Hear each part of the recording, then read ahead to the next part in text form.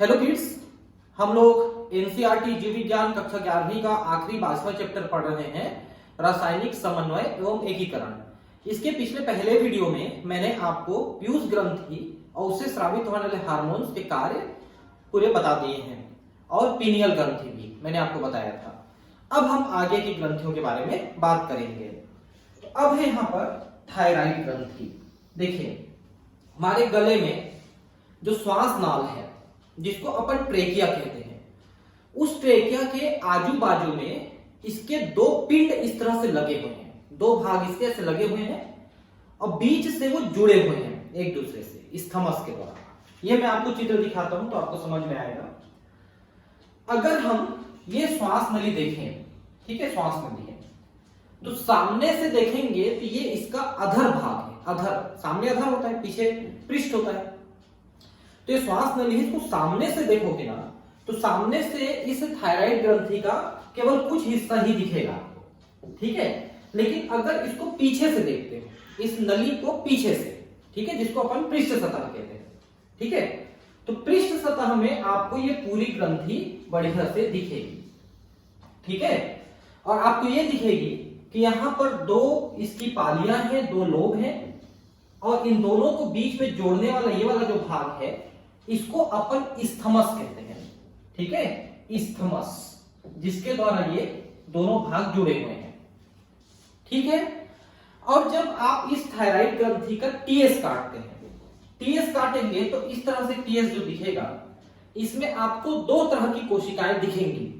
कुछ कोशिकाएं जो ऐसे समूह में होती हैं, ऐसे समूह में, इनको अपन पुटिका कोशिकाएं कहते हैं। ये देखिए, ये समूह है कोशिकाओं का, ये देखिए कोशिकाएं हैं, इनको अपन पुटिका कोशिका या फॉलिक्यूलर सेल्स कहते हैं। और कुछ कोशिकाएं इनके बीच बीच में पाई जाएंगी, इनको अपन अंतर पुटिका कोशिका यानी कि पैराफॉलिक्यूलर या परा फॉलिक्यूलर मतलब पुटिका, परापुटिकी कोशिकाएं कहते हैं, ठीक है। तो दो प्रकार की हैं, पुटिकी कोशिकाएं यानी फॉलिक्यूलर सेल्स और परापुटिकी कोशिकाएं यानी पैराफॉलिक्यूलर सेल्स। तो जो पुटिकी कोशिकाएं हैं, फॉलिक्यूलर सेल, इनके द्वारा थायरॉक्सिन स्रावित किए जाते हैं। थायरॉक्सिन हालांकि T4 और T3 दो प्रकार की स्रावित होती हैं, जिसमें T3 ज्यादा एक्टिव रहता है, वही मुख्य थायरॉक्सिन है। इनमें आयोडीन की मात्रा के आधार पर 3 मॉलिक्यूल और 1 मॉलिक्यूल, 3 और 4 मॉलिक्यूल ऐसा। तो थायरॉक्सिन स्रावित करते हैं ये पुटिकी कोशिकाएं, और ये जो पैरापुटिकी कोशिकाएं हैं, परापुटिकी कोशिकाएं, ये स्रावित करती हैं थायरोकैल्सिटोनिन, ठीक है। और ये थायरोकैल्सिटोनिन हमारे रक्त में कैल्शियम के स्तर को कम करने का काम करता है। अगर आप कैल्शियम के स्तर को कम करना चाहते हैं तो आपको क्या क्या करना पड़ेगा? पहला काम करना पड़ेगा कि आपके रक्त में जो कैल्शियम है उनकी काफी मात्रा को आप अस्थियों में, हड्डियों में जमा कर दीजिए। दूसरा तरीका है कि उनको मूत्र के द्वारा निकाल दीजिए।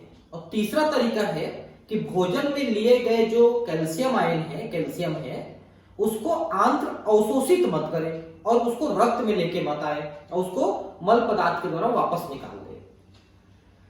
तो ये 3 तरीके हैं जिसके द्वारा कैल्शियम की मात्रा को आप अपने रक्त में कम कर सकते हैं, और वो काम थायरोकैल्सिटोनिन करता है। और रक्त में कैल्शियम की मात्रा को बढ़ाने का काम पैराथायरॉइड हार्मोन करता है। आपको बता दें कि यहां पर आपको देखिए ये और ये आपको दिख रहे हैं, मतलब दो जोड़े आपको दिख रहे हैं।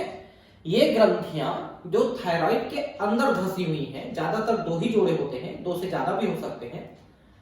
तो ये जो ग्रंथियां हैं इनको अपन पैराथायरॉइड ग्रंथियां कहते हैं। और ये पैराथायरॉइड हार्मोन, जिसको पैराथार्मोन भी कहते हैं, ये स्रावित करता है और ये रक्त में कैल्शियम की मात्रा को बढ़ाता है, पैराथायरॉइड हार्मोन। और थायरोकैल्सिटोनिन हार्मोन रक्त में कैल्शियम की मात्रा को कम करता है। तो ये एक दूसरे के विपरीत काम करने वाले हार्मोन्स हैं, आप इसको समझ लीजिए। जब कम करने का तरीका मैंने आपको बताया, क्या क्या बताया कि रक्त में से कैल्शियम को हड्डियों में डाल दीजिए, मूत्र में निकाल दीजिए और भोजन में आए हुए कैल्शियम को अवशोषित करके रक्त में मत लीजिए। ये 3 तरीके हैं कि रक्त में कैल्शियम की मात्रा को आप घटा सकते हो, और इससे उल्टी प्रक्रिया करोगे तो रक्त में कैल्शियम की मात्रा बढ़ जाएगी। तो थायरोकैल्सिटोनिन कैल्शियम की मात्रा को कम करता है, पैराथार्मोन कैल्शियम की मात्रा को बढ़ाता है। लेकिन एक और काम करते हैं ये लोग, इसी काम को उल्टा करेंगे फास्फेट के लिए।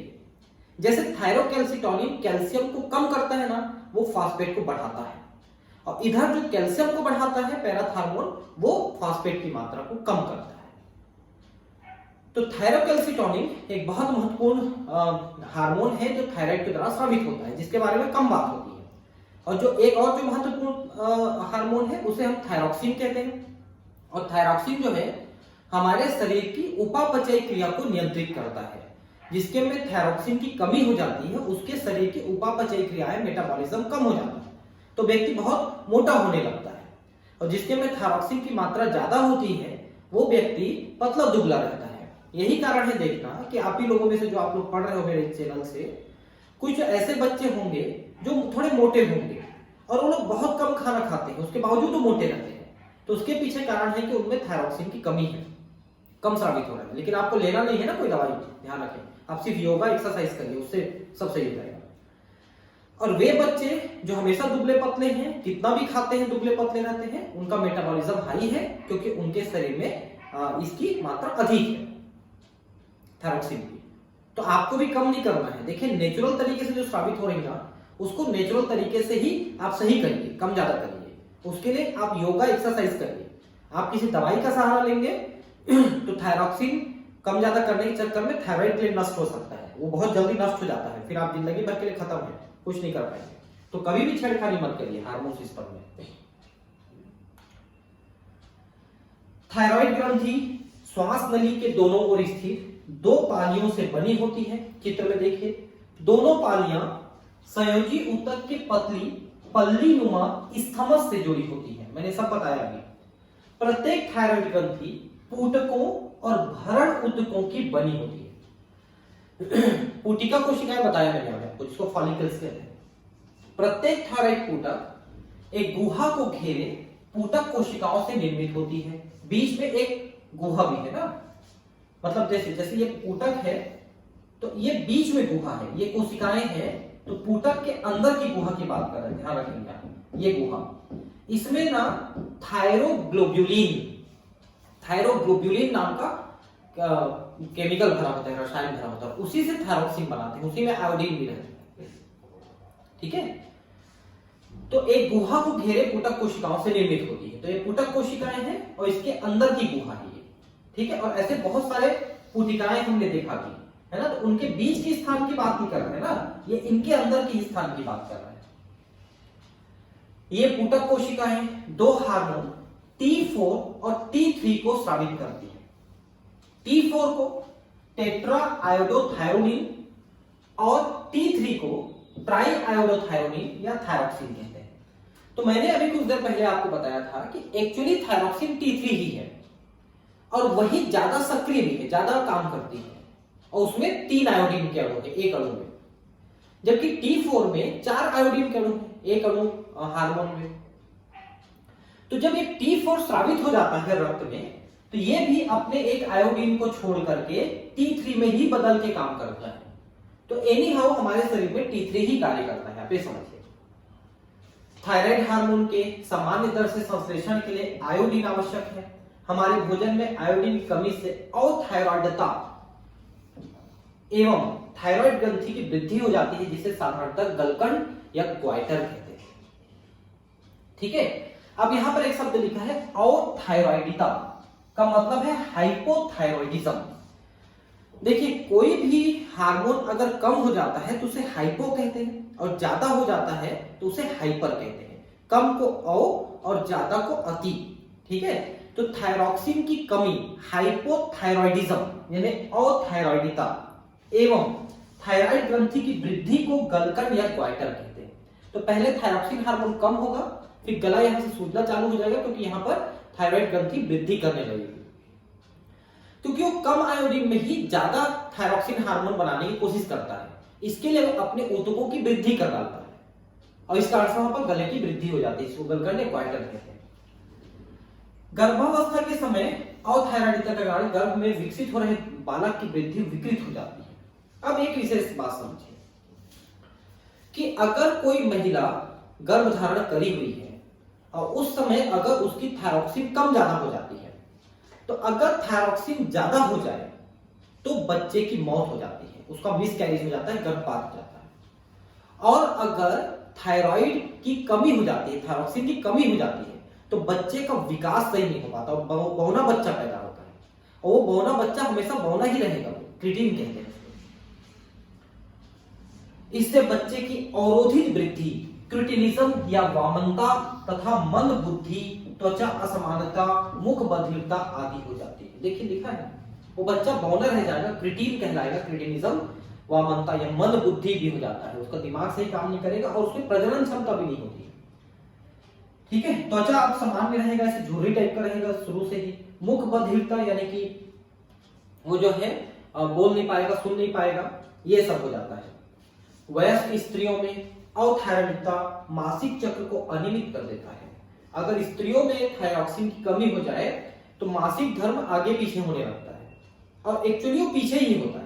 जैसे जो 28 दिनों में 30 दिनों में आना चाहिए वो फिर ज्यादा दिनों में आने लगता है। थायराइड ग्रंथि की कैंसर अथवा इसमें गांठों की वृद्धि से थायराइड हार्मोन के संश्लेषण की दर असामान्य रूप से अधिक हो जाती है। इस स्थिति को थायराइड अतिक्रियता कहते हैं, जो शरीर की कार्यकी पर प्रतिकूल प्रभाव डालती है। अगर थायरॉक्सिन जरूरत से बहुत ज्यादा स्रावित होने लग जाए तो भी बहुत खतरनाक हो जाता है। क्यों? क्योंकि उससे शरीर की जो मेटाबॉलिज्म है अत्यधिक बढ़ जाएगी, तो आपके शरीर में पोषक तत्व टिक ही नहीं पाएंगे, वो जल जाएंगे सबके सब, समझ लीजिए, और उससे आपका शरीर सूखने लगेगा। ठीक है, तो जिन लोगों को थायरॉक्सिन ज्यादा हो जाता है वो एकदम सूखने लगते हैं, दुबले पतले हो जाएंगे एकदम, और जिनमें थायरॉक्सिन कम हो जाता है एकदम मोटे होने लगते हैं, एकदम ज्यादा हो जाते हैं मोटे। थायराइड हार्मोन आधारीय उपापचय दर के नियमन में मुख्य भूमिका निभाते हैं। बेसल मेटाबॉलिक रेट इसको कहते हैं इंग्लिश में, बेसल मेटाबॉलिक रेट। शरीर में जो क्रियाएं चल रही हैं उनकी दर क्या है, अगर उनकी दर सामान्य है तो आप सामान्य स्थिति जिएंगे, कम हो जाएगा ज्यादा हो जाएगा तो आपको मुश्किल होगा, उसी को सामान्य रूप से चलाने में मदद करता है। यह हार्मोन लाल रक्त कणिकाओं यानी आरबीसी के निर्माण की प्रक्रिया में भी सहायता करते हैं। हमारा जो आरबीसी है, लाल रक्त कणिका है, वो हमारे अस्थि मज्जा में बनते हैं, बोन मेरो में, और उनके निर्माण में भी थायरॉक्सिन हार्मोन महत्वपूर्ण भूमिका अदा करता है। थायराइड हार्मोन कार्बोहाइड्रेट, प्रोटीन और वसा के उपापचय, संश्लेषण और विखंडन को भी नियंत्रित करते हैं। ये देखिए सारे उपापचय को, किसका किसका, कार्बोहाइड्रेट, प्रोटीन, वसा का उपापचय। इसीलिए जिसके में थायरॉक्सिन कम होता है उसके शरीर में वसा का ज्यादा डिपोजिशन हो जाता है, ज्यादा जमा हो जाता है, वो व्यक्ति एकदम मोटा होते चले जाता है। जल और विद्युत उपघटियों का नियमन भी थायराइड हार्मोन प्रभावित करते हैं। देखिए हमारे शरीर में कितनी मात्रा में जल होनी चाहिए और कितनी मात्रा में नमक होनी चाहिए, जल अपघट्य, विद्युत अपघट्य मतलब नमक, ठीक है, उनका नियंत्रण भी यही करता है। और इसलिए थायरॉक्सिन कम हो जाता है तो शरीर में पानी और नमक भर जाता है, ज्यादा हो जाता है, और वो भी मोटापे के कारण होता है। थायराइड ग्रंथि से प्रोटीन हार्मोन थायरोकैल्सिटोनिन का भी स्राव होता है, इसके बारे में भी बताया था मैं आपको, जो रक्त में कैल्शियम स्तर को नियंत्रित करता है। ठीक है, नेत्रोत्सेधी गलकण एक्स ऑप्थेल्मिक ग्वाइटर थायराइड अतिक्रियता का एक रूप है। अब ये क्या होता है देखिए, अगर थायरॉक्सिन हार्मोन शरीर में ज्यादा बनने लग जाता है तो शरीर सूखने लगता है। ठीक है, और आंखें ऐसे बाहर की तरफ निकली हुई दिखने लगती है, ऐसे लगे जैसे आपको घूर के देख रहा हूं, उसे एक्स ऑप्थेल्मिक ग्वाइटर, एक्स मतलब बाहर की तरफ निकल जाना, ऑप्थेल्मिक मतलब आंखें, ये देखिए नेत्रोत्सेधी, आंखें बाहर निकल आती हैं, तो एक्स ऑप्थेल्मिक ग्वाइटर, गला नहीं सूजता है लेकिन ग्वाइटर का रूप माना जाता है इसको। ठीक है, थायराइड ग्रंथि में वृद्धि, नेत्र गोलकों का बाहर की ओर उभर आना, आधारी उपापचय दर में वृद्धि एवं भार में ह्रास इसके अभिलक्षण है। इसे ग्रेव्स रोग भी कहते हैं, ग्रेव्स डिजीज। तो थायरॉक्सिन का ज्यादा हो जाना ग्रेव्स रोग कहलाता है। कभी कभी थायराइड भी इसमें वृद्धि कर जाता है, लेकिन ज्यादातर अवस्था में थायराइड नॉर्मल रहता है। थायराइड वृद्धि करता है जब थायरॉक्सिन की कमी होती है शरीर में, तब थायराइड ज्यादा वृद्धि करता है। अब पैराथायराइड ग्रंथि, तो मैंने आपको बताया कि पैराथायराइड दो जोड़े होते हैं जो थायराइड में ही धंसे होते हैं। अगर आप उनको पृष्ठ पीछे साइड से देखें, पृष्ठ सतह से देखें तब देखें। दूसरी बात यह है कि वो जो हार्मोन स्रावित करते हैं पैराथायराइड, वो उसको कहते हैं पैराथायराइड हार्मोन या पैराथार्मोन, जो रक्त में कैल्शियम की मात्रा को बढ़ाते हैं और फॉस्फेट की मात्रा को कम करते हैं। तो कैल्शियम की मात्रा को आप कैसे बढ़ा सकते हो? तो पहला चीज ये है कि मूत्र में कैल्शियम के जाने को कम कर दीजिए ताकि वो रुक सके रक्त में। दूसरा कि जो हड्डियों में जमा किया हुआ कैल्शियम है उसको मुक्त करा के रक्त में लाइए।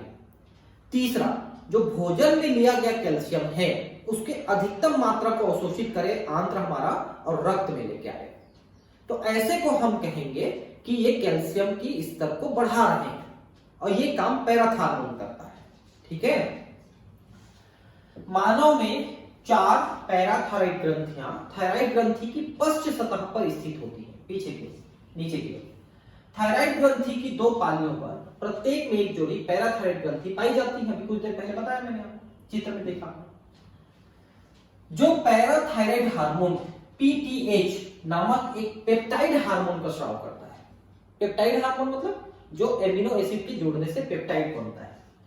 पीटीएच का स्राव रक्त के साथ परिसंचरित कैल्शियम आयन के द्वारा नियमित होता है, मतलब फीडबैक मैकेनिज्म। अगर रक्त में कैल्शियम की मात्रा कम होने लगती है तो पैराथायराइड ज्यादा हार्मोन स्रावित करके रक्त में कैल्शियम की मात्रा को बढ़ाएगा, ऐसा। ठीक है। पैराथायराइड हार्मोन रक्त में कैल्शियम आयन के स्तर को बढ़ाता है। कैसे बढ़ाता है मैंने बताया आपको। पीटीएच अस्थियों पर कार्य कर अस्थि अवशोषण यानी विघटन या विखनिजनक प्रक्रिया में सहायता करता है। तो अभी मैंने आपको बताया कि अस्थियों से वो कैल्शियम को मुक्त करा के रक्त में लेके आएगा।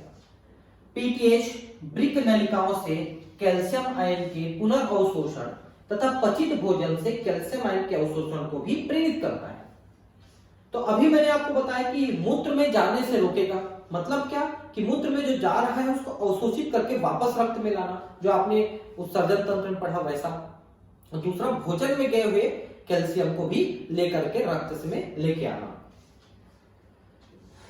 अतः यह स्पष्ट है कि पीटीएच एक अति कैल्शियम रक्तता हार्मोन है।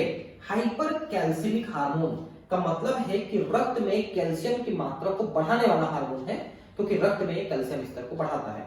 यह थायरोकैल्सिटोनिन के साथ मिलकर शरीर में कैल्शियम स्तर को बढ़ाता है, लेकिन थायरोकैल्सिटोनिन कम करता है, ध्यान रखिए, एक दूसरे के एंटागोनिस्टिक है। टीसीएच है ना, थायरोकैल्सिटोनिन टीसीटी, थायरोकैल्सिटोनिन के साथ मिलकर यह शरीर में कैल्शियम का संतुलन बनाए रखने में महत्वपूर्ण भूमिका निभाता है, क्योंकि एक बढ़ाता है तो दूसरा कम भी करता है ना, तो जरूरत के हिसाब से कम ज्यादा हम करते रहेंगे। ठीक है। अब है थाइमस ग्रंथि। देखिए, थाइमस जो है हमारे ये जो स्टर्नम होता है, ठीक है, देखिए सामने की ओर हमारी एक अस्थि है जिसको स्टर्नम कहते हैं। मैंने आपको कंकाल तंत्र पढ़ाया है, स्टर्नम। तो ये स्टर्नम है सपोज, और स्टर्नम के नीचे ये ट्रेकिया है जो श्वास नाल है, वो गया है नीचे। तो बस इसी के बीच में थाइमस ग्रंथि पाई जाती है। मैंने थाइमस ग्रंथि का फोटो भी शुरू में दिखाया है, कहां पर पाई जाती है, छाती में पाई जाती है। और थाइमस ग्रंथि की एक विशेषता यह है कि जन्म के समय और बचपन में काफी विकसित रहता है, लेकिन जैसे जैसे बच्चा बड़ा होता है थाइमस ग्रंथि हाशित होने लगता है, कम होने लगता है, और धीरे धीरे 13-14 साल के आते आते तक लगभग खत्म हो जाता है। तो ऐसा क्यों होता है? देखिए ध्यान समझिए, हमारे शरीर की जो प्रतिरक्षा तंत्र है उसमें एक महत्वपूर्ण कोशिका होती है श्वेत रक्त कणिका में, उसे हम कहते हैं लिम्फोसाइट कोशिकाएं। श्वेत रक्त कण की एक प्रकार है, मैंने बताया है इसके बारे में।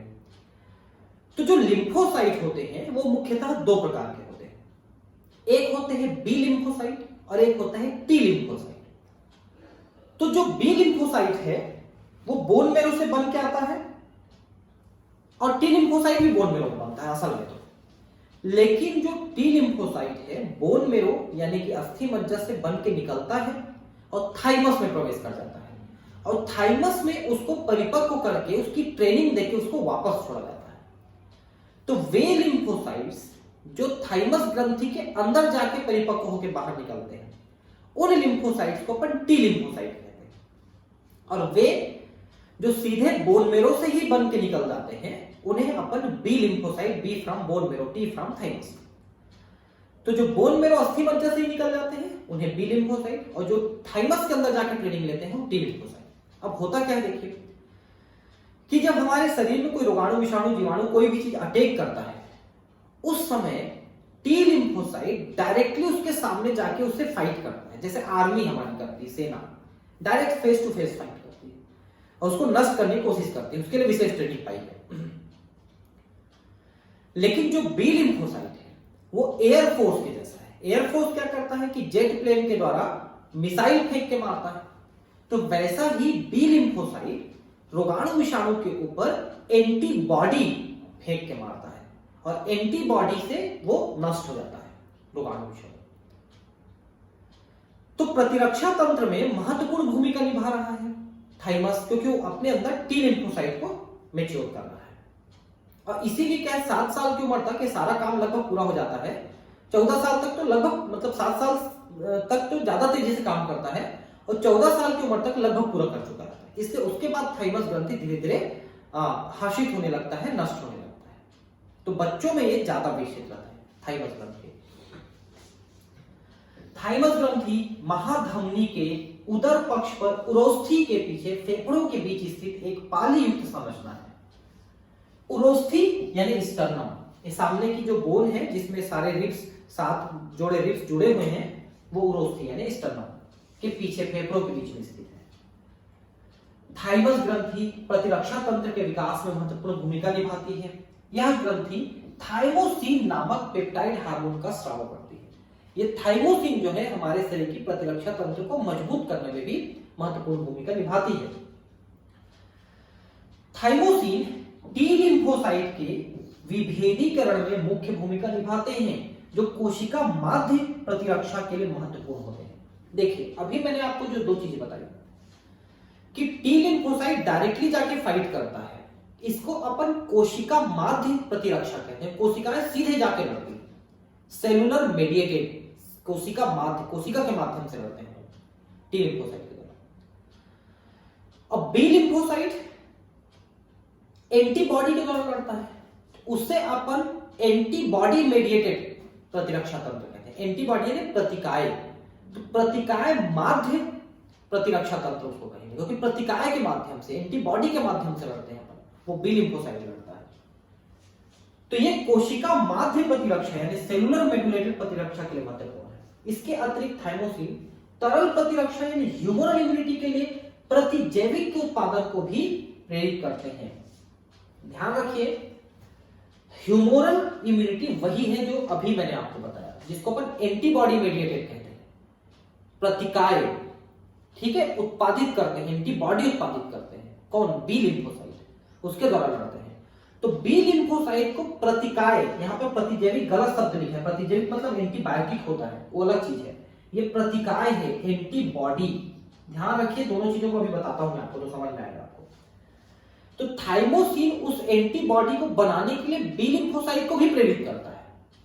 टी लिम्फोसाइट को डायरेक्टली लड़ने के लिए कोशिका माध्य प्रतिरक्षा के लिए प्रेरित करता है, और बी लिम्फोसाइट को एंटीबॉडी प्रतिकाय बनाने के लिए प्रेरित करता है, जिसको अपन एंटीबॉडी मेडिएटेड यानी प्रतिकाय माध्य कहते हैं, या उसी को ह्यूमरल इम्यूनिटी तरल प्रतिरक्षा कहते हैं, उसके लिए वो उत्तेजित करता है। देखिए मैं एक चीज यहां पर बताने वाला था, प्रतिकाय यानी एंटीबॉडी और प्रतिजैविक का मतलब एंटीबायोटिक। एंटीबायोटिक तो सूक्ष्म जीव पैदा करते हैं, जैसे टेट्रासाइक्लिन, टेरामाइसिन, क्लोरोफेनिकॉल, नियोमाइसिन, ये बैक्टीरिया, सूक्ष्म जीव वगैरह पैदा करते हैं जो दूसरे सूक्ष्म जीव को मारते हैं, उसे प्रतिजैविक एंटीबायोटिक कहते हैं, जैसे पेनिसिलिन आप नाम सुने। लेकिन हमारे शरीर में जो बनता है वो प्रतिकाय है, एंटीबॉडी है, जिसके द्वारा हम लड़ते हैं। ठीक है, बढ़ती उम्र के साथ थाइमस का अपघटन होने लगता है, फलस्वरूप थाइमोसिन का उत्पादन घट जाता है। इसी के परिणामस्वरूप वृद्धों में प्रतिरक्षा कमजोर पड़ने लगती है। तो जैसे जैसे उम्र बढ़ती है एकदम ही खत्म होने लगता है, और इसलिए वृद्धावस्था में ये बिल्कुल खत्म होने के कारण से वहां पर प्रतिरक्षा बहुत कमजोर हो जाती है। अब नेक्स्ट है अधिवृक्क ग्रंथि। देखिए, अधि मतलब ऊपर और वृक्क का मतलब है किडनी। किडनी के ऊपर की ग्रंथि। देखिए, ये हमारी किडनी है, इसके ऊपर की ग्रंथि है अधिवृक्क ग्रंथि, दोनों तरफ एक एक रहता है। अगर आप इस ग्रंथि का टीएस वगैरह काट के देखें तो ये दो भागों का बना हुआ है, जैसे कई अंगों में हमने देखा। क्या भाग है? तो किनारे किनारे का भाग ये कॉर्टेक्स या वल्कुट कहलाता है और बीच का भाग मज्जा या मेडुला कहलाता है, मध्यांश कहलाता है, मेडुला। तो बहुत सारे आंतरिक अंग, जैसे कि आपने ब्रेन के अंदर भी देखा था, वल्कुट और मध्यांश मेडुला। मैंने बताया था कि किनारे वाला हिस्सा वो ग्रे मैटर का, धूसर का बना है और अंदर वाला व्हाइट मैटर यानी श्वेत पदार्थ का बना हुआ है। वैसे यहां पर भी किनारे का हिस्सा वल्कुट और बीच वाला हिस्सा मेडुला कहलाता है, मध्यांश कहलाता है। ये दोनों अलग अलग प्रकार के हार्मोन को स्रावित करते हैं। ठीक है, किनारे वाला हिस्सा जो वल्कुट है ये 3 हार्मोन स्रावित करता है, ग्लूकोकार्टिकॉइड, मिनरलोकार्टिकॉइड और सेक्स हार्मोन। जबकि बीच वाला हिस्सा 2 हार्मोन स्रावित करता है, एड्रिनलिन और नॉरएड्रिनलिन। तो अब इनके बारे में हमको बारी बारी से यहां पर समझना है। हमारे शरीर में प्रत्येक वृक्क के अग्रभाग में एक स्थित एक जोड़ी अधिवृक्क ग्रंथियां होती हैं। तो दोनों वृक्कों के ऊपर, दोनों किडनी के ऊपर एक एक ग्रंथि है। ग्रंथियां 2 प्रकार के ऊतकों से निर्मित होती है। ग्रंथि के बीच में स्थित ऊतक अधिवृक्क मध्यांश और बाहर की ओर स्थित ऊतक अधिवृक्क वल्कुट कहलाती है, यानी कॉर्टेक्स और मेडुला। अधिवृक्क मध्यांश 2 प्रकार के हार्मोन का स्रावण करते हैं, जिन्हें एड्रिनलिन एपिनेफ्रिन और नॉरएड्रिनलिन नॉरएपिनेफ्रिन कहते हैं। मैंने अभी बताया आपको 2 हार्मोन है बीच वाले भाग से, मध्यांश वाले। एड्रिनलिन जिसको एपिनेफ्रिन भी कहते हैं और नॉरएड्रिनलिन जिसको नॉरएपिनेफ्रिन भी कहते हैं। ये 2 हार्मोन स्रावित होते हैं। इन्हें सम्मिलित रूप में कैटेकोलामाइन कहते हैं, कैटेकोलामाइंस। दोनों को मिला के कैटेकोलामाइंस कहते हैं। एड्रिनलिन और नॉरएड्रिनलिन किसी प्रकार के दबाव या आपातकालीन स्थिति में अधिकता में तेजी से स्रावित होती है। इसी कारण आपातकालीन हार्मोन युद्ध हार्मोन या फ्लाइट हार्मोन कहते हैं। देखिए, स्ट्रेस कंडीशन में, जैसे आप पिछले साल 10वीं का पेपर देने बैठे थे, गणित का पेपर था, पेपर बांटते हुए आपके सर आ रहे हैं, आप तक पहुंचने वाला है पेपर, कैसा फील हो रहा था? ठीक है, आपका रिजल्ट आने वाला था 10वीं का, बस आप इंटरनेट खोल रहे हो, खुल नहीं रहा है, खुल नहीं रहा है, खुलने वाला है, खुल रहा है, बस अब दिखने वाला है, कैसा फील हो रहा था? आप कोई ब्लंडर करके आए हो, आपकी माता जी ने धमकी देना शुरू किया, आने दे तेरे पापा को आज बताती है। पापा आए, माता उनके सामने जा रही है, आपको कैसा फील हो रहा है? आप स्टेज में जाने वाले हो स्पीच देने के लिए, आपका 5वें नंबर पे नाम है, 4थे नंबर अपना स्पीच खत्म करके उतरने वाला है, आपका नाम अब अनाउंस होने वाला है, कैसा फील होता है? ये स्ट्रेस कंडीशन है। इस समय स्रावित होगा एड्रिनलिन और वो आपके हर एक चीज की क्रिया को बढ़ा देगा, टेंशन कर देगा एकदम से। इसीलिए इसको कहते हैं आपातकालीन हार्मोन। युद्ध हार्मोन, जैसे कोई एकदम से आपसे लड़ने के लिए भिड़ जाएगा तो आप बचाव करोगे ना। और फ्लाइट हार्मोन, या तो आप लड़ोगे तो फाइट या भागोगे तो फ्लाइट, आप भाग सकते हो। जैसे कोई डंडा लेके दौड़ाया आपको तो भाग भी सकते हो, तो फ्लाइट हार्मोन। ये हार्मोन सक्रियता यानी तेजी कराती है शरीर में, आंखों की पुतलियों का फैलाव करा देती है, रोंगटे खड़े हो जाना, ये शरीर के हेयर से खड़े हो जाते हैं डर के मारे, पसीना निकल आता है डर के मारे। दोनों हार्मोन हृदय की धड़कन, हृदय संकुचन की क्षमता और श्वास दर को बढ़ाते हैं। एक बात ध्यान रखिए कि एड्रिनलिन ज्यादातर की क्रिया को बढ़ाता है और नॉरएड्रिनलिन ज्यादातर की क्रिया को घटाता है, लेकिन यहां पर कुछ कंडीशन चेंज है। कैसे? जैसे हृदय की धड़कन और क्रियाशीलता है, ये दोनों हार्मोन बढ़ाते हैं, ठीक है। जबकि आंत्र है आपका डाइजेस्टिव सिस्टम, इसकी क्रिया को नॉरएड्रिनलिन बढ़ाता है, एड्रिनलिन कम करता है, इसलिए टेंशन में भूख कम लगती है। लेकिन हृदय की धड़कन को दोनों बढ़ाते हैं, बाकी सब चीजों को एड्रेनलिन बढ़ाता है, नॉर एड्रेनलिन घटाता है, लेकिन आंतरिक व्यवस्था को नॉर एड्रेनलिन बढ़ाता है और एड्रेनलिन कम करता है। स्ट्रेस कंडीशन में एड्रेनलिन शामिल होता है। कैटेकोलामाइन ग्लाइकोजन के विखंडन को भी प्रेरित करता है, जिसके परिणामस्वरूप रक्त में ग्लूकोज का स्तर बढ़ जाता है। भाई आप इमरजेंसी में है, आपको ज्यादा ऊर्जा की जरूरत है, ज्यादा ग्लूकोज की जरूरत है, इसलिए आपके ग्लाइकोजन को तोड़ के लिवर से, मसल से वो ग्लूकोज बनाने का कार्य तेजी से करते हैं। साथ ही लिपिड और प्रोटीन के विखंडन से भी ये ऊर्जा देने की कोशिश करते हैं और उससे भी ग्लूकोज बनाने की कोशिश की जाती है। ठीक है, अधिवृक्क वल्कुट को 3 परतों में विभाजित किया जा सकता है। अब देखिए, जो वल्कुट है, जैसे किनारे का हिस्सा है, मान लो ये किनारे का हिस्सा है, तो अब इसमें भी 3 लेयर, ठीक है, उन 3 लेयर को जोना ग्लोमेरुलोसा, जोना फेसिकुलेटा और जोना रेटिकुलेटा, ये 3 स्तरों में बांटते हैं। समझ रहे हैं? जैसे किनारे का हिस्सा है तो किनारे के हिस्से को भी 3 लेयर में बांट रहे हैं, 3 स्तरों में बांट रहे हैं। जोना ग्लोमेरुलोसा, फेसिकुलेटा और रेटिकुलेटा, 3 स्तरों में, और तीनों अलग अलग हार्मोन स्रावित करते हैं। जो ग्लोमेरुलोसा है वो मिनरलोकॉर्टिकॉइड स्रावित करता है, जो शरीर के मिनरल्स को, साल्ट को बैलेंस कराता है। दूसरा जो बीच का है, जिसको फेसिकुलेटा हमने कहा, वो ग्लूकोकार्टिकॉइड को स्रावित करता है, जो शरीर में ग्लूकोज की मात्रा को नियंत्रित करता है। और तीसरा होता है जोना रेटिकुलेटा, जो सेक्स हार्मोन को स्रावित करता है। अब उसके बारे में मैं आपको बताऊंगा। ठीक है, तो 3 परतें हैं यहां पर, कॉर्टेक्स में, वल्कुट में, जोना रेटिकुलेटा सबसे अंदर की तरफ, जोना फेसिकुलेटा बीच में, और जोना ग्लोमेरुलोसा सबसे बाहर, 3 स्तर। और ये अलग अलग हार्मोन को स्रावित करते हैं और इनको सभी को सम्मिलित रूप से कॉर्टिकोस्टेरॉइड या कॉर्टिकॉइड्स कहते हैं, तीनों को सम्मिलित रूप से। जो कॉर्टिकोस्टेरॉइड कार्बोहाइड्रेट के उपापचय में संलग्न होते हैं, उन्हें ग्लूकोकार्टिकॉइड कहते हैं, और ग्लूकोकार्टिकॉइड जो है फेसिकुलेटा से स्रावित होता है। ग्लूकोकार्टिकॉइड शरीर में, रक्त में ग्लूकोज की मात्रा को बढ़ाने का काम करता है, नियंत्रित करता है। हमारे शरीर में कॉर्टिसोल मुख्य ग्लूकोकार्टिकॉइड है। देखिए, एक और बात समझ लीजिए कि अगर आप ग्लूकोकार्टिकॉइड कहते हो तो ये कुछ हार्मोन का समूह होता है, कुछ हार्मोन का समूह, ग्रुप होता है। उन ग्रुप में एक मुख्य होता है कॉर्टिसोल। मतलब कॉर्टिसोल एक प्रकार का ग्लूकोकार्टिकॉइड है और ग्लूकोकार्टिकॉइड जोना फेसिकुलेटा से स्रावित हो रहा है, जो कि वल्कुट का बीच का स्तर है। जल और विद्युत अपघटनों का संतुलन करने वाले को हम मिनरलोकॉर्टिकॉइड कहते हैं, और मिनरलोकॉर्टिकॉइड सीक्रेट होता है जोना ग्लोमेरुलोसा से, इससे स्रावित होता है, जो कि सबसे बाहर का स्तर है वल्कुट का। ठीक है, उससे स्रावित होता है। और ये भी एक ग्रुप है, इसमें भी कई हार्मोन हैं, जिसमें एल्डोस्टेरोन एक मुख्य हार्मोन है। समझ पा रहे हैं आप?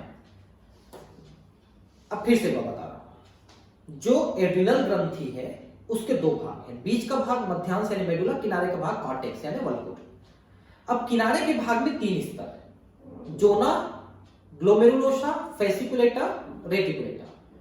जो बाहर वाला है ग्लोमेरुलोसा वो मिनरलोकॉर्टिकॉइड, बीच वाला फेसिकुलेटा ग्लूकोकार्टिकॉइड, और अंदर वाला रेटिकुलेटा सेक्स हार्मोन स्रावित करता है। जो मिनरलोकॉर्टिकॉइड है और जो ग्लूकोकार्टिकॉइड है, ये हार्मोन के समूह होते हैं, कई कई हार्मोन का ग्रुप होता है। तो मिनरलोकॉर्टिकॉइड का मुख्य हार्मोन एल्डोस्टेरोन है और ग्लूकोकार्टिकॉइड का मुख्य हार्मोन कॉर्टिसोल है। ठीक है, सेक्स हार्मोन भी हम देखेंगे। ग्लूकोकार्टिकॉइड ग्लाइकोजन संश्लेषण, ग्लूकोनियोजेनेसिस, वसा अपघटन, प्रोटीन अपघटन को प्रेरित करता है और अमीनो अम्लों के कोशिकीय ग्रहण और उपयोग को अवरोधित करते हैं। देखिए क्या करते हैं। ग्लूकोकार्टिकॉइड कॉर्टिसोल हमारे रक्त में ग्लूकोज की मात्रा को बढ़ाता है, तो ग्लाइकोजन को भी बना देता है, ग्लाइकोजन से ग्लूकोज को भी बनाता है, दूसरी चीजों से ग्लूकोज को बनाता है, और अमीनो अम्ल के उपयोग को रोकता है कोशिकाओं के द्वारा। ठीक है, कॉर्टिसोल हृदय संबंधी तंत्र के रखरखाव तथा वृक्क की क्रियाओं में भी संलग्न होती है। हमारे हार्ट को और ये जो ब्लड सर्कुलेटरी सिस्टम है इनको भी सही ढंग से चलाने में मदद करता है कॉर्टिसोल, और किडनी को भी।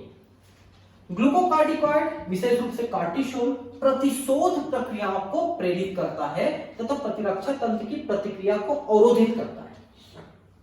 अब क्या लिखा है समझिए, यहां पर एक नाम है शोध और ये प्रतिशोध। शोध का मतलब होता है सूजन, इन्फ्लेमेशन, प्रदाह, कहीं पर सूजन आ जाता है तो सूजन को कम करने का काम करता है, क्योंकि सूजन आना एक प्रतिरक्षा तंत्र का कार्य है। कहीं पर चोट लगता है तो वहां पर रक्त से छन छन करके ज्यादा द्रव भर जाता है और ज्यादा श्वेत रक्त कणिकाएं आ जाती है लड़ने के लिए, तो उससे सूजन हो जाता है। तो सूजन को कम करने का काम कॉर्टिसोल का है। दूसरा, ये हमारे शरीर के प्रतिरक्षा तंत्र को भी दबा के रखता है, कम करके रखता है, अत्यधिक बढ़ने नहीं देता। विशेषकर एंटीबॉडी जो प्रतिकार पदार्थ हैं उनके बनने को कम करता है। यही कारण है कि जिनका हम अंग प्रत्यारोपण करते हैं, अंग प्रत्यारोपण ऑर्गन ट्रांसप्लांट क्या होता है, जैसे किसी का किडनी खराब हुआ तो दूसरे का किडनी लेके उसके में लगा दिए, ये उसका अंग प्रत्यारोपण हो गया। लेकिन जिसके में लगाए हैं उसका शरीर उसको स्वीकार नहीं करता है। क्यों नहीं करता है? क्योंकि वो दूसरे के शरीर का अंग है और हमारा शरीर बाहरी किसी भी चीज को एक्सेप्ट नहीं करता है अपने शरीर में, किसी भी अंग को या किसी भी प्रकार की कोशिका को।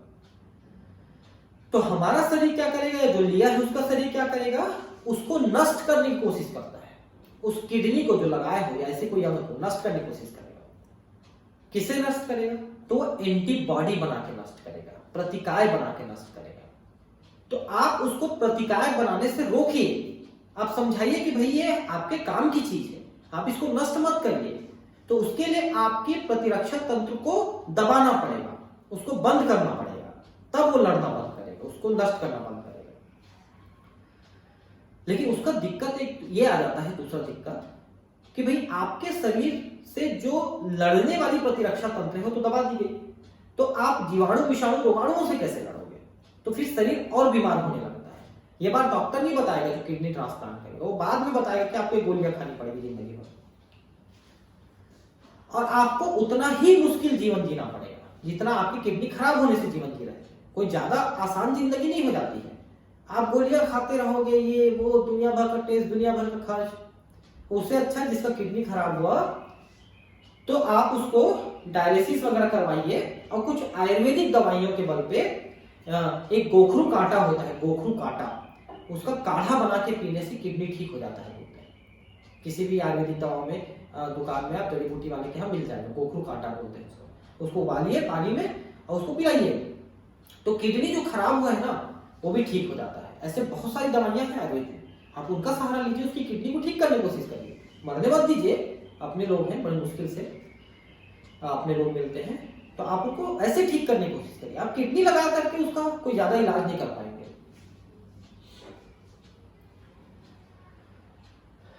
कॉर्टिसोल लाल रक्त झिल्ली कणिकाओं के उत्पादन को प्रेरित करता है। यहां पर एक चीज बताना भूल गया मैं कि प्रतिरक्षा तंत्र को दबाने के लिए ना एक कॉर्टिसोल का ही इंजेक्शन लगाया जाता है, जिससे प्रतिरक्षा तंत्र दब जाता है। ये जो है आरबीसी के निर्माण में भी मदद करता है। एल्डोस्टेरॉन यानी अब आ गया मिनरल कॉर्टिकॉइड, मुख्यतः वृक्क नलिकाओं पर कार्य करता है और सोडियम जल के पुनर्अवशोषण और पोटेशियम फॉस्फेट आयन के उत्सर्जन को प्रेरित करता है। बहुत इंपॉर्टेंट बात है। किडनी में जो यूरिन बन के बाहर निकलने वाला है उसमें जाने वाले सोडियम आयन और जल को अवशोषित करके वापस रक्त में भेजता है और रक्त से पोटेशियम आयन और फॉस्फेट आयन को यूरिन में भेज करके बाहर निकालने में मदद करता है। मतलब शरीर में सोडियम और जल की मात्रा को बनाए रखने में मदद करता है और पोटेशियम और फॉस्फेट को बाहर निकालने में मदद करता है मिनरल कॉर्टिकॉइड, जिससे शरीर में जल और खनिज तत्वों की बैलेंस बनी रहती है, होम्योस्टेसिस बनी रहती है। इस प्रकार एल्डोस्टेरॉन वैद्युत अपघटनों, शरीर द्रव के आयतन, परासरणीय दाब और रक्त दाब को बनाए रखने में सहायक होता है। अब इसको समझिए, शरीर द्रव का आयतन।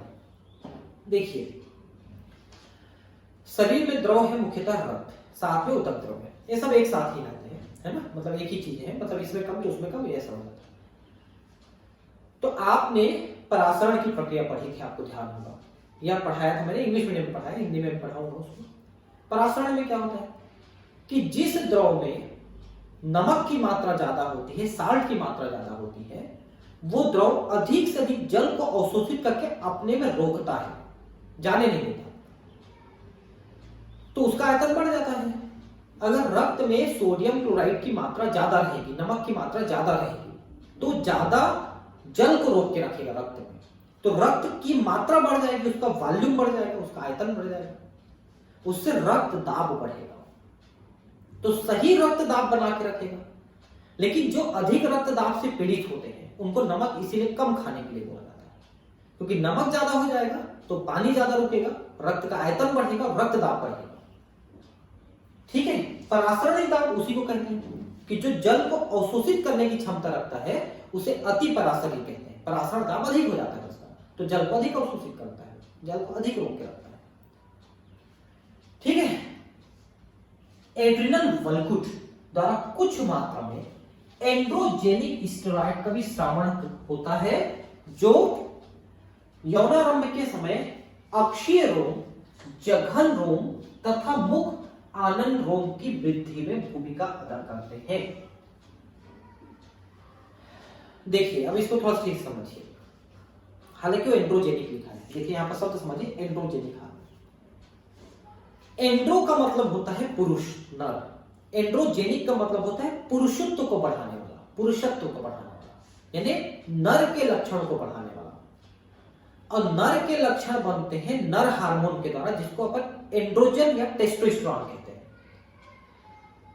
तो किडनी का जो एड्रिनल ग्लैंड का जो वल्कुट है वो थोड़ी मात्रा में नर हार्मोन का भी स्रावण करता है, और मैं बताऊं थोड़ी मात्रा में मादा हार्मोन का भी स्रावण करता है, और ये दोनों में ही स्रावित करता है। मतलब जैसे कोई लड़का है तो इसके में नर हार्मोन और मादा हार्मोन दोनों को स्रावित करेगा, और ये अगर कोई लड़की है तो इसमें भी नर हार्मोन और मादा हार्मोन को दोनों को स्रावित करता है। हालांकि इसमें एंड्रोजेनिक लिखा है खाली, लेकिन मैं आपको एक चीज बताता हूं, समझिए। कभी कभी लड़कों में लड़कियों वाले हार्मोन यानी एस्ट्रोजन हार्मोन, मादा हार्मोन ज्यादा स्रावित होने लगता है, इससे लड़कों में थोड़े थोड़े लड़कियों जैसे लक्षण आने लगते हैं, जैसे विशेषकर स्तन ग्रंथियों का विकसित हो जाना, यह सबसे सामान्य लक्षण है। तो लड़कों में स्तन ग्रंथि का विकसित हो जाना, दाढ़ी मूछ कर नहीं आना, ये लड़कियों जैसे जो लक्षण होते हैं वो लड़कियों के हार्मोन, मादा हार्मोन एस्ट्रोजन के थोड़े ज्यादा श्रावण से हो जाते हैं। ये करीब 15 से 20 साल के बीच में होता है। इस अवस्था को गायनेकोमेस्टिया कहते हैं, गायनेकोमेस्टिया, स्त्रियों जैसे लक्षण पुरुषों में, लेकिन ये कम होता है मात्रा में। और अगर लड़कियों में लड़कों के हार्मोन इसके द्वारा स्रावित ज्यादा कर दिया जाता है, टेस्टोस्टेरोन हार्मोन, तो लड़कियों में लड़कों जैसे लक्षण आने लगते हैं, विशेषकर दाढ़ी मूछ का आ जाना, ये एक सबसे कॉमन लक्षण है, आप देखना आजकल। उस कंडीशन को अपन विरिलिज्म कहते हैं, और ये लड़कियों में ज्यादा सामान्य लक्षण है लड़कों की तुलना में, क्योंकि लड़कों में ना टेस्टोस्टेरोन हार्मोन बहुत पावरफुल होता है, तो वो जल्दी से लड़कियों के लक्षण को विकसित होने नहीं देता, बहुत मुश्किल से होने देता है। जबकि लड़कियों में थोड़ा सा भी टेस्टोस्टेरोन आ जाता है तो अपने लक्षण विकसित करने लगता है, इसलिए उनमें दाढ़ी मूछ आ जाते हैं। आजकल देखना बहुत लड़कियों की दाढ़ी मूछ आ जाती है, वो बेचारी उसको ब्लीचिंग कराती है, इलेक्ट्रोलिसिस कराती है। उसको सबसे पहले डॉक्टर के पास जाना चाहिए, उसको थोड़ा हार्मोन थेरेपी की जरूरत है, उसके बाद फिर वो सब कराए तो ठीक है, नहीं तो दोबारा आ जाएगा। और कभी कभी उसके आवाज को भी वो एकदम भद्दा कर देता है, लड़कों जैसा कर देता है। ठीक है, एड्रिनल वल्कुट द्वारा हार्मोन के अल्प श्रावण के कारण कार्बोहाइड्रेट उपापचय पर विपरीत प्रभाव पड़ता है, जिसके कारण अत्यंत दुर्बलता, थकावट का अनुभव होता है और एडिशंस रोग हो जाता है। ये ग्लूकोकार्टिकॉइड के कम श्रावण से होता है एडिशंस रोग। इससे शरीर में ग्लूकोज की मात्रा कम होने लगती है और उसी कारण से उस व्यक्ति को थकान महसूस होती है हमेशा, ऐसे एडिशंस रोग कहते हैं। ठीक है, और मिनेलोकार्टिकॉइड की कमी से शरीर में रक्त दाब कम हो जाएगा, क्योंकि शरीर में साल्ट कम हो जाएगा, बाहर निकल जाएगा, तो साल्ट कम हो जाएगा तो रक्त की मात्रा कम हो जाएगी पानी कमी से, तो रक्त दाब कम हो जाएगा उस व्यक्ति का। हालांकि मिनरलोकार्टिकॉइड जल्दी से कम नहीं होता है, ठीक है, ग्लूकोकार्टिकॉइड कम ज्यादा होते रहता है। अब हम बात करेंगे अग्नाशय। देखिए हमारी जो छोटी आंत है, आपको बता दें कि ये अमाशय है, ठीक है। अमाशय के बाद छोटी आंत शुरू होती है, तो पहला पार्ट है उसका ड्यूोडेनम, इसी के बीच में अग्नाशय लगी हुई है ऐसे, जिसको हम पैंक्रियास कहते हैं।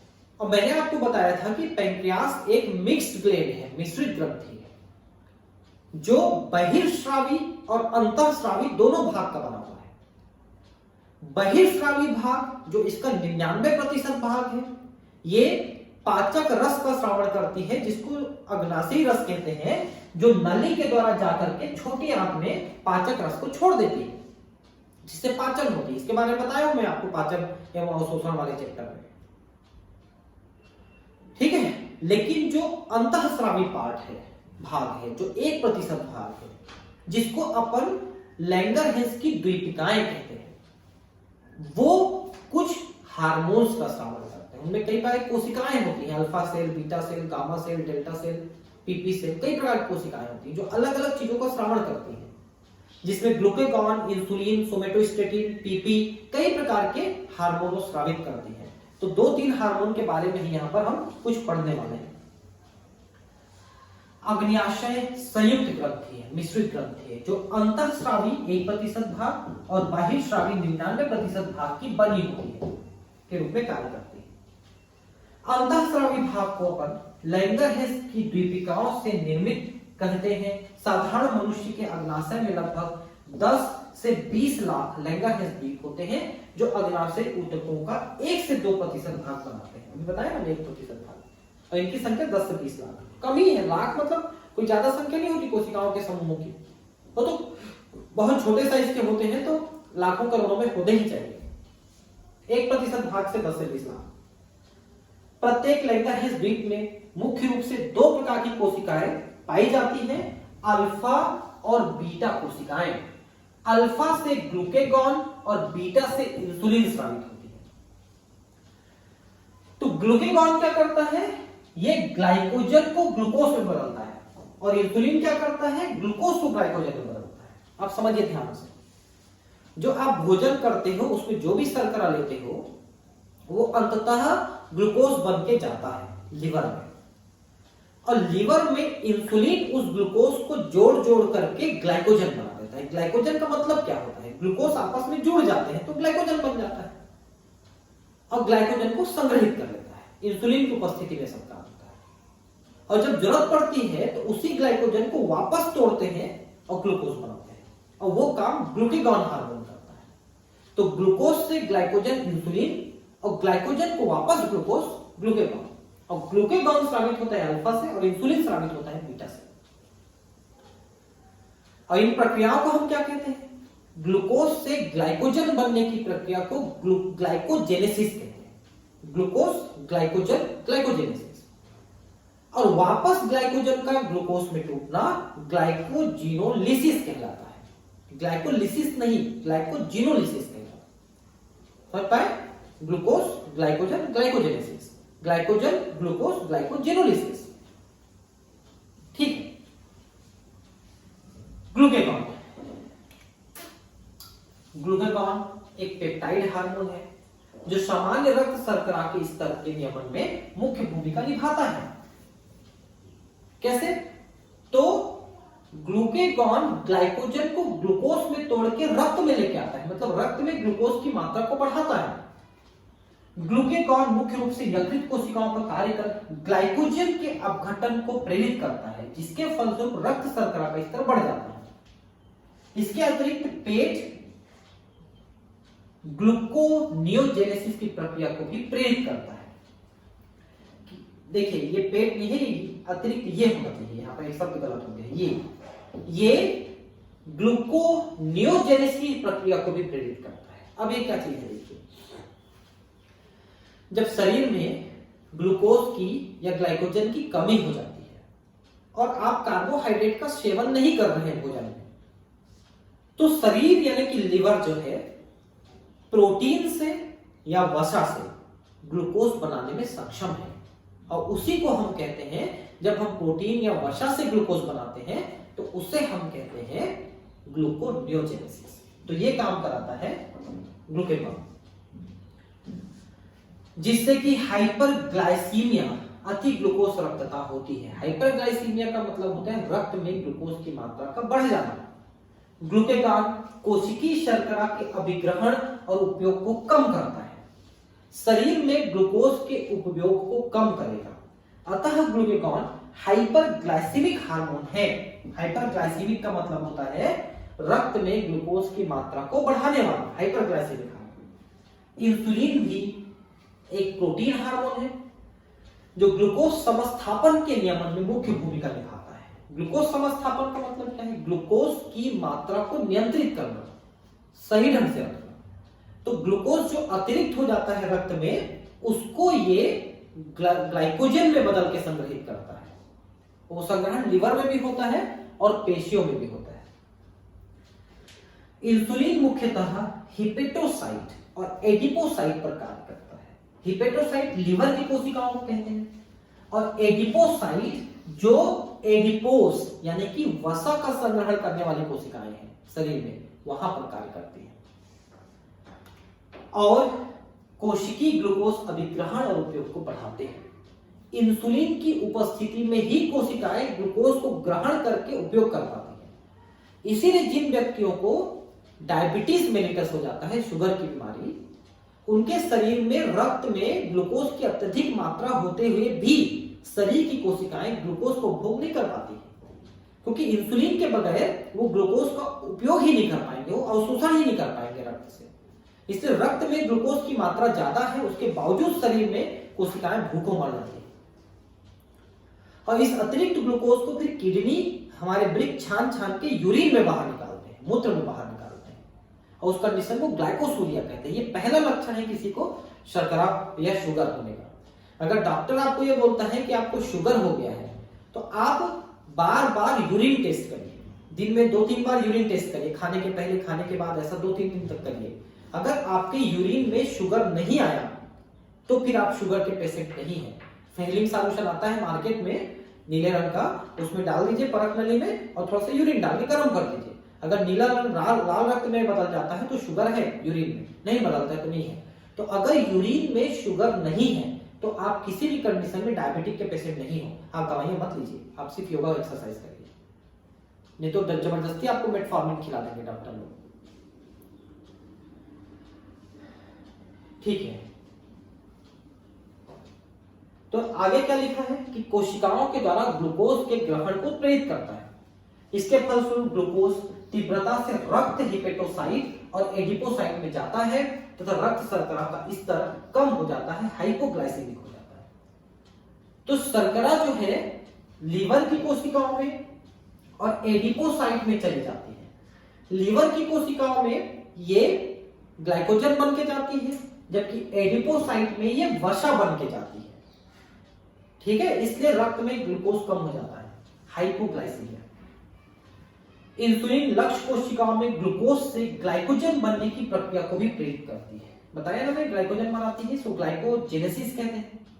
रक्त में ग्लूकोज समस्थापन का नियमन सम्मिलित रूप से 2 हार्मोन इंसुलिन और ग्लूकागॉन करते हैं। लंबी अवधि तक हाइपरग्लाइसीमिया यानी अति ग्लूकोज रक्तता, ग्लूकोज की रक्त में अधिकता होने पर डायबिटीज मेलिटस यानी मधुमेह की बीमारी हो जाती है, जो मूत्र के साथ शर्करा का ह्रास और हानिकारक पदार्थों जैसे कीटोन बॉडीज के निर्माण से जुड़ी हुई है। अब इसको समझिए। एक बात ध्यान रखेंगे कि हमारे शरीर में जो रक्त है, उस रक्त में कोई भी घटक अगर जरूरत से ज्यादा हो जाती है और आप स्वस्थ व्यक्ति हो, तो उस घटक को अतिरिक्त को यूरिन बाहर निकालेगा। अगर आप डायबिटीज के पेशेंट हो जाते हो और रक्त में ग्लूकोज की मात्रा बढ़ जाती है जरूरत से ज्यादा, तो फिर वो यूरिन में बाहर आएगा, किडनी उसको छान के बाहर निकालेगा। वो पहचान है डायबिटीज होने का। नहीं तो आपके रक्त में शर्करा ज्यादा नहीं है। दूसरी बात ये कि मैंने कहा इंसुलिन की प्रेजेंस में ही, उपस्थिति में ही कोशिकाएं रक्त से ग्लूकोज को ग्रहण कर पाती है और उपयोग कर पाती है ऊर्जा के लिए। लेकिन मान लो इंसुलिन की कमी हो गई, तो रक्त में ग्लूकोज चाहे कितनी भी ज्यादा है, कोशिकाएं उसको उपयोग नहीं कर पा रही हैं, तो उसके जगह में वो अपने अंदर की वसा का उपयोग करते हैं। और जब वसा का उपयोग करेंगे तो एक हानिकारक पदार्थ बनता है जिसको हम कीटोन कहते हैं, और कीटोन रक्त में आता है और रक्त से वो किडनी के द्वारा छान के यूरिन में बाहर आता है। और अगर ये लगातार बाहर आ रहा है डायबिटिक पेशेंट में, तो किडनी को जल्दी डैमेज कर देता है कीटोन बॉडी। इसलिए जो भूख हड़ताल करते हैं या जो उपवास करते हैं, तो उनमें ये कीटोन बॉडी बढ़ जाता है यूरिन में, जो कि किडनी के लिए घातक हो सकता है। ठीक है, मधुमेह के मरीजों का इंसुलिन द्वारा सफलतापूर्वक उपचार किया जा सकता है, इंसुलिन का इंजेक्शन लगाया जाता है।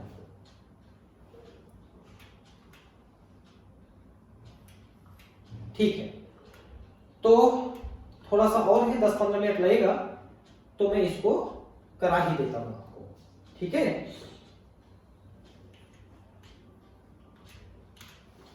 ठीक।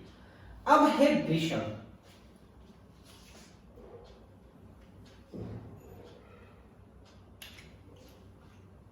देखिए, वृषण पुरुषों का प्रमुख प्रजनन अंग है, ये आपको पता है। वृषण मुख्यतः दो कार्य करता है, एक तो शुक्राणुओं का निर्माण करता है और दूसरा नर हार्मोन यानी टेस्टोस्टेरोन हार्मोन का भी श्रावण करता है। तो जो वृषण होता है उसके अंदर दो चीजें होती हैं, एक तो पतली पतली नलिकाएं होती हैं जिनको अपन सेमिनिफेरस ट्यूब्यूल्स यानी कि शुक्राणु शुक्र जनन नलिका इसको कहते हैं, शुक्र जनन नलिका वो होती है। और दूसरा कुछ कोशिकाएं होती हैं, उन कोशिकाओं में दो प्रकार कोशिकाएं होती हैं। एक तो होती है लेडिंग कोशिकाएं जिनको अंतरकोशिकी कोशिकाएं भी कहते हैं, अंतरकाशी कोशिकाएं कहते हैं, इंटरस्टिशियल से। और दूसरे होते हैं सर्टोली सेल। फिर से एक बार बता रहा हूं, समझ लीजिए। जैसे कि वृषण है, तो वृषण एक तो अलग अलग चेंबर्स में बटा हुआ है, पहली बात। ऐसे पतली पतली नलिकाएं हैं, इन नलिकाओं को, कई नलिकाएं हैं, इन नलिकाओं को अपन शुक्र जनन नलिका यानी सेमिनिफेरस ट्यूब्यूल्स कहते हैं। इनके अंदर शुक्राणु का निर्माण होता है और साथ में कुछ कोशिकाएं बाहर में पाई जाती हैं, इनको लेडिंग कोशिकाएं या इंटरस्टिशियल सेल कहा जाता है, अंतरकाशी कोशिकाएं कहा जाता है। ये कोशिकाएं नर हार्मोन का श्रावण करती हैं जिसको टेस्टोस्टेरोन कहते हैं। तो दो चीजें, नलिकाएं और कोशिकाएं। नलिकाएं शुक्राणु का निर्माण और कोशिकाएं नर हार्मोन का निर्माण करती है। और नर हार्मोन जो होते हैं उनका कार्य क्या है, वो नर में नर जैसे लक्षण उत्पन्न करते हैं, लड़कों को लड़कों जैसा बनाते हैं। दाढ़ी मूंछ आते हैं, आवाज भारी, मसल्स, बाल शरीर में, ये सब दाढ़ी मूंछे सब आ जाते हैं। साथ में नर हार्मोन की उपस्थिति में ही शुक्राणुओं का भी निर्माण होता है, अन्यथा शुक्राणुओं का निर्माण नहीं होगा। और दूसरा कामेक्षा पैदा होती है, काम क्रिया करने की इच्छा पैदा होती है। ये सब वृषण के द्वारा।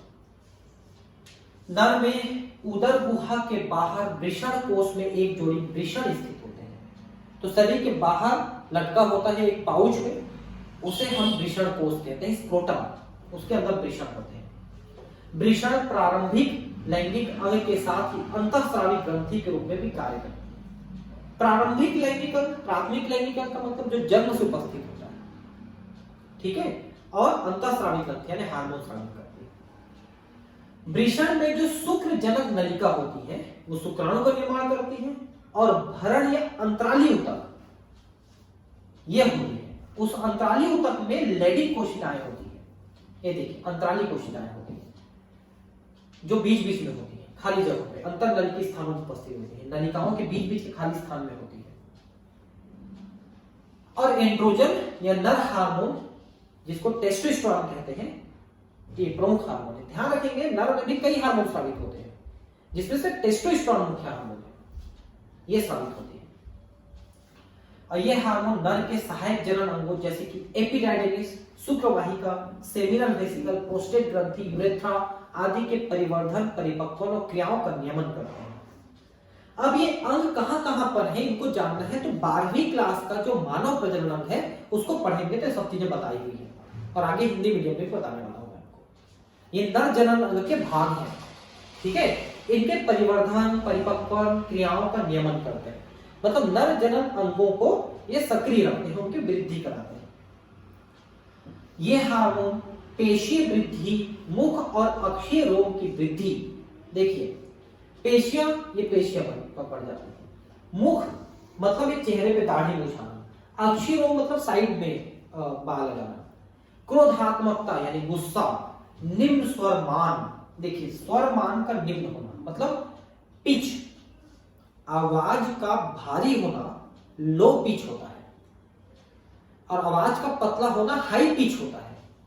स्वर मान का मतलब पिच, पिच का कम होना मतलब आवाज का भारी होना, कम दूरी तक जाएगा आवाज, लड़के की आवाज, लेकिन पिच का अधिक होना यानी आवाज की पतली होनी जो दूर तक जाएगी आवाज, लड़की की आवाज दूर तक जाती है, को उत्तेजित करते हैं। एंड्रोजन शुक्राणु निर्माण की प्रक्रिया में प्रेरक भूमिका निभाते हैं।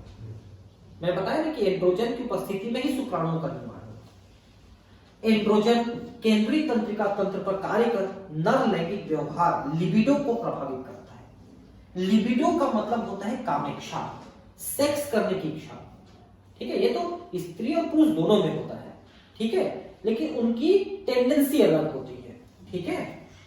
ये हार्मोन प्रोटीन और कार्बोहाइड्रेट उपापचय पर उपापचयी प्रभाव डालते हैं, शरीर में इन चीजों के उपापचय को बढ़ाते हैं, मेटाबॉलिज्म को बढ़ाते हैं शरीर में, ठीक है। तो शरीर हृष्ट पुष्ट मजबूत बनता है। तो लड़कों का शरीर इसलिए ज्यादा मजबूत होता है लड़कियों की तुलना में। ये प्राकृतिक है भाई, मैं तुलना नहीं कर रहा हूँ। लड़कियां बढ़िया एक्सरसाइज योगा करती है तो बड़ी बड़ी पहलवान बन जाती हैं। आप देखें ना गीता फोगाट, ये सब फोगाट जितने भी हैं, या फिर WWE में भी लड़कियां जाती हैं, ये मस्त बॉडी बनाती हैं। वो अलग अलग सिचुएशन है ना, तो मैं तुलना नहीं कर रहा हूँ कि किसकी बॉडी ज्यादा मजबूत है। वो WWE वाले को लाके बोलोगे तो मेरे को पटक देगी उठा के, तो ऐसा थोड़ी कि मैं उससे ज्यादा मजबूत हूँ। मजबूती का मतलब प्राकृतिक तौर पे मसल्स ज्यादा विकसित हो जाते हैं पुरुषों में, ठीक है, ऐसा है। इसलिए वो लड़कियां भी जो ऐसा बनाती है शरीर को ना, वो भी पुरुष हार्मोन का इंजेक्शन लेती है तो बॉडी बनती है, जो WWE वाली लड़कियां होती है, ठीक है। अब अंडाशय, तो अंडाशय के अंदर जो अंडाणु का निर्माण होता है, इसके बारे में भी मैंने बताया आपको। अंडाणु का निर्माण कोशिकाओं के समूह के रूप में होती है, उसे अपन फॉलिकल कहते हैं, पुटिका, जिसको पीयूष ग्रंथि की एफएसएच फॉलिकल स्टिमुलेटिंग हार्मोन, पुटिका प्रेरक हार्मोन उसको बनवाती है। तो कोशिकाओं का जो समूह होता है उसको पुटिका कहते हैं, फॉलिकल, उसके अंदर अंडाणु बनती है। तो अंडाणु बनते समय, पुटिका के परिपक्व होते समय तक वो एस्ट्रोजन हार्मोन स्रावित करती है, और जब उसमें से अंडोत्सर्ग हो जाती है तो वो टूटी फूटी जो पुटिका है वो कार्पस ल्यूटियम में बदल जाती है, और फिर वो प्रोजेस्टेरॉन हार्मोन स्रावित करती है, और एस्ट्रोजन हार्मोन उसके पीछे बनने वाले के पास चला जाता है कि वो स्रावित करे। समझ पा रहे हैं? पुटिका बनते समय एस्ट्रोजन हार्मोन, और बनने के बाद अंडोत्सर्ग करने के बाद वो कार्पस ल्यूटियम बना के प्रोजेस्टेरॉन हार्मोन को स्रावित करती है। एस्ट्रोजन हार्मोन लड़की को लड़की जैसा बनाता है, उसे गर्भाशय को तैयार करता है, उसके जनन अंगों को तैयार करता है, आवाज को पतला करता है, मीठा करता है, शरीर को फैटी करता है, मतलब मुलायम करता है। और प्रोजेस्टेरॉन हार्मोन गर्भधारण की प्रक्रिया को कंट्रोल करता है। कैसे कंट्रोल करता है? 12वीं क्लास में मैं आपको प्रजनन तंत्र और मासिक चक्र बताऊंगा, और गर्भाधारण तो समझा पाऊंगा आपको, ठीक है, कि कैसे वो कंट्रोल करते हैं। तो प्रोजेस्टेरॉन गर्भधारण से संबंधित है, मासिक चक्र से संबंधित है, और एस्ट्रोजन भी उससे संबंधित है, लेकिन वो लड़कियों में लड़कियों जैसे लक्षण और लिबिडो पैदा करता है, वो उनमें कामेक्षा पैदा करता है। मादाओं के उदर में अंडाशय का एक जोड़ा होता है, हमने चित्र में भी देखा इसको। अंडाशय एक प्राथमिक मादा लैंगिक अंग है जो प्रत्येक मासिक चक्र में एक अंडे को उत्पादित करती है। विशेषकर आप ध्यान देंगे कि पुरुष जो है एक दिन में करोड़ों स्पर्म बना सकता है, शुक्राणु बना सकता है, लेकिन मादा महीने में सिर्फ एक अंडाणु बनाती है। एक महीने में एक अंडाणु, इस महीने में इससे तो अगले महीने उससे, फिर उससे अल्टरनेट, अल्टा पल्टी करके अंडाशय से एक एक अंडाणु बनते हैं। इसके अतिरिक्त अंडाशय 2 प्रकार के स्टेरॉइड हार्मोन समूहों का भी उत्पादन करते हैं, जिन्हें एस्ट्रोजन और प्रोजेस्टेरॉन कहते हैं। अंडाशय अंडकोटक और भरण ऊतक का बना होता है। अंडाशय की संरचना भी उसी समय बताऊंगा मैं। एस्ट्रोजन का संश्लेषण एवं स्राव प्रमुख रूप से परिवर्तित हो रहे अंडाशय पुटकों द्वारा होता है। बताया ना मैंने कि जो बन रहा है पुटिका फॉलिकल उससे होता है एस्ट्रोजन। और अंडोत्सर्ग के बाद विखंडित पुटिका कार्पस ल्यूटियम में बदल जाती है, जो मुख्यतः प्रोजेस्टेरोन हार्मोन को स्रावित करती है। तो अंडाणु बनते तक वो एस्ट्रोजन, और बनने के बाद निकलने के बाद प्रोजेस्टेरोन को स्रावित करते हैं। प्रोजेस्टेरोन जो स्रावित करते हैं उसको कार्पस ल्यूटियम कहते हैं। एस्ट्रोजन स्त्रियों में द्वितीयक लैंगिक अंगों की वृद्धि, क्रियाओं का प्रेरण, अंडाशय पुटिकाओं का परिवर्धन, द्वितीयक लैंगिक लक्षणों का प्रकटन जैसे उच्च आवाज स्वरमान यानी कि पतली आवाज, स्तन ग्रंथियों का परिवर्धन आदि अनेक क्रियाएं करते हैं। ये सारे लक्षण लड़कियों के हैं। एस्ट्रोजन स्त्रियों के लैंगिक व्यवहार का नियमन भी करते हैं। भाई उनको भी शारीरिक संबंध बनाने की इच्छा होती है, लेकिन ये सब चीजें एक निश्चित समय बाद की जाए तो ठीक है, शादी के बाद। उससे पहले नहीं करनी चाहिए। उसके पीछे बहुत सारे वैज्ञानिक रहस्य हैं, मैं आपको कभी उसके बारे में डिस्कस करूंगा। कभी भी लड़के लड़कियों को विवाह के पहले या किसी अनजान से शारीरिक संबंध नहीं बनाने चाहिए। उसके पीछे बहुत सारे वैज्ञानिक कारण हैं। आप बिल्कुल ये गलती ना करें। मैं उनके बहुत सारे कारण आपको बताऊंगा जो आपको बहुत सारी मुसीबतों से बचा सकता है।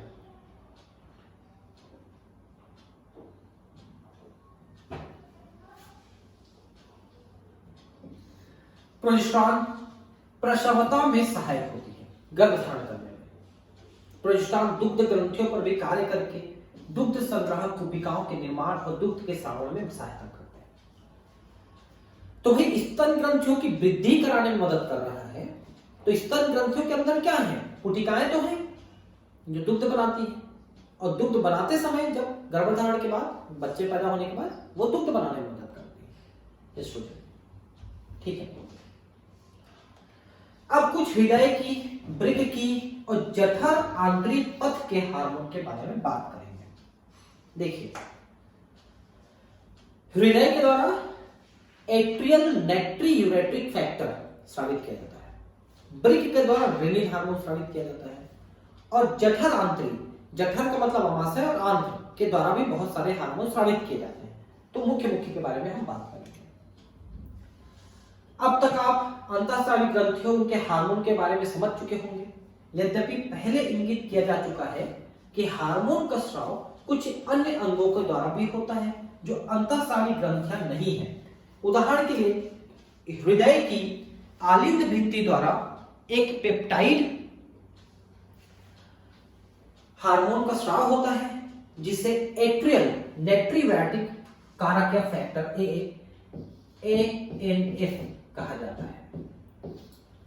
ठीक है। यह रक्तदाब को कम करता है। जो जब रक्तदाब बढ़ जाता है तो ANF के स्राव और इसकी क्रिया के फलस्वरूप रक्त वाहिका विस्तारित हो जाती है और रक्तदाब कम हो जाता है। अब समझिए, हृदय आप जानते हैं, हृदय की संरचना में आपको बता चुका हूं। हृदय में 2 आलिंद और 2 विलय होते हैं। ठीक है। तो इसकी आलिंद के द्वारा इस हार्मोन का स्राव किया जाता है जिसको अपन ANF कहते हैं, एट्रियल नाइट्रियूरेटिक फैक्टर। ये एक हार्मोन है। इसको जब ये स्रावित कर देगा तो जो रक्त वाहिकाएं हैं वो चौड़ी हो जाती है। रक्त वाहिकाएं ऐसे चौड़ी फैल जाती है, और कोई ट्यूब, कोई नलिका जब फैल जाएगी तो उसके अंदर जो जाने वाली द्रव है, रक्त है, उसका दबाव कम हो जाएगा। तो रक्त दाब को कम करने के लिए इस हार्मोन का स्रावण करता है हृदय। ठीक है। तो रक्त दाब को ये कम कर देता है, रक्त वाहिकाएं विस्तारित मतलब फैल जाती है और रक्त दाब कम हो जाता है। ठीक है। वृक्क, देखिए वृक्क पढ़ाते समय मैंने रेनिन हार्मोन के बारे में आपको बताया कि वृक्क में जक्स्ट्रा ग्लोमेरुलर जंक्शन होता है, उसमें मैकुला डेंसा नाम की कोशिकाएं होती है, ग्रुप होती है, उससे रेनिन नाम की हार्मोन स्रावित होती है। और रेनिन रक्त दाब को बढ़ाने का काम करता है। कैसे बढ़ाता है? तो समझिए बात को। लीवर एक केमिकल स्रावित करता है जिसका नाम है एंजियोटेंसिनोजेन। लीवर स्रावित करते हैं एंजियोटेंसिनोजेन, और रेनिन स्रावित होता है किडनी से। ये रेनिन आता है और एंजियोटेंसिनोजेन को एंजियोटेंसिन में बदल देता है। लीवर से एंजियोटेंसिनोजेन, उसको एंजियोटेंसिन में बदलता है रेनिन, और रेनिन स्रावित होता है किडनी से। और जो एंजियोटेंसिन है वो रक्त दाब को बढ़ाता है, रक्त वाहिकाओं को ऐसे संकुचित कर रक्त दाब को बढ़ाता है। तो रेनिन रक्त दाब को बढ़ाता है, जबकि अभी पीछे पढ़ा आपने एएनएफ वो रक्त दाब को घटाता है। तो बढ़ाने घटाने का काम तो चलते रहता है, जैसी शरीर की जरूरत होती है वैसा हम बढ़ाते हैं कम करते हैं। स्वस्थ व्यक्ति की बात कर रहा हूं, अस्वस्थ व्यक्ति में या जिसकी रक्त दाब कम ज्यादा हो जाती है जरूरत से, उनकी बात अलग है। ब्रिग की जक्स्टाग्लोब्युलर कोशिकाएं एरिथ्रोपोइटिन नामक हार्मोन का भी स्रावण करती हैं, जो आरबीसी के निर्माण को प्रेरित करती है। देखिए एरिथ्रोपोइटिन भी एक हार्मोन जैसा चीज ही है, और ये हमारे अस्थि मज्जा में जाकर के लाल रक्त कणिकाओं के निर्माण को बढ़ाती है। समझिए बात को। एरिथ्रोसाइट का मतलब होता है लाल रक्त कणिकाएं, एरिथ्रोसाइट, और उसके बनने की प्रक्रिया को हम कहते हैं एरिथ्रोपोइसिस। लाल रक्त कणिकाएं एरिथ्रोसाइट, बनने की प्रक्रिया एरिथ्रोपोइसिस, उसको बनाने वाली जो रसायन हो एरिथ्रोपोइटिन, ये स्रावित होती है किडनी से। जठर आंतरिक पथ के विभिन्न भागों में उपस्थित अंतःस्रावी कोशिकाएं 4 मुख्य पेप्टाइड हार्मोन का स्रावित करती हैं। यहां पर रेनिन के बारे में बात क्यों नहीं किया पता है? क्योंकि रेनिन की बात हम लोग किडनी पढ़ते समय कर चुके हैं, इसलिए इसका बात दोबारा नहीं किया इसने, जबकि रेनिन को भी लिखना था। यहां पर रक्त दाब को बढ़ाता है और किडनी फिल्टर को बढ़ाता है। अब ये बात कर रहा है जठर आंतरिक पथ। जठर मतलब अमाशय और आंत्र, ये क्या क्या स्रावित करती है? देखिए जठर यानी कि आंत्र स्रावित करती है, अमाशय स्रावित करती है गैस्ट्रीन। जठर मतलब अमाशय, और गैस्ट्रीन क्या करता है? अमाशय से अमाशयी रस के स्रावण को बढ़ाता है। जब भोजन आप कर लेते हैं, पहले से ही अमाशयी रस बना हुआ है लेकिन थोड़ा और बढ़ाता है, तो अमाशयी रस के स्रावण को बढ़ाने का काम करता है गैस्ट्रीन हार्मोन।